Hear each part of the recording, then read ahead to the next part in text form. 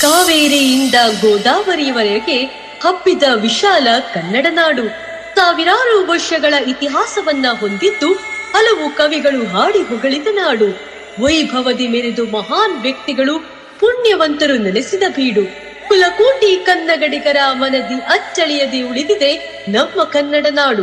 ಭೇದ ಭಾವವ ತೋರದೆ ಹಲವು ಧರ್ಮಗಳಿಗೆ ನೆಲೆಯ ಕಲ್ಪಿಸಿದೆ ನಮ್ಮ ಕನ್ನಡ ನಾಡು.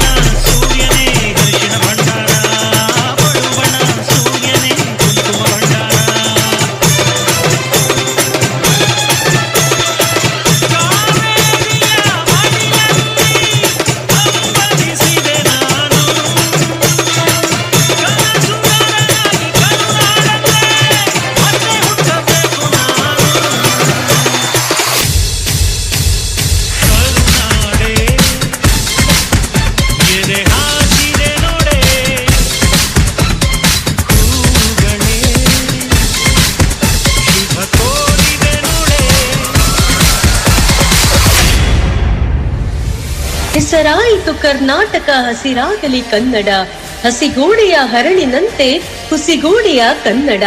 ಎಲ್ಲಾದರೂ ಇರು ಎಂದಾದರೂ ಇರು ಎಂದೆಂದಿಗೂ ನೀ ಕನ್ನಡವಾಗಿರು. ಕನ್ನಡವೇ ಸತ್ಯ, ಕನ್ನಡವೇ ನಿತ್ಯ.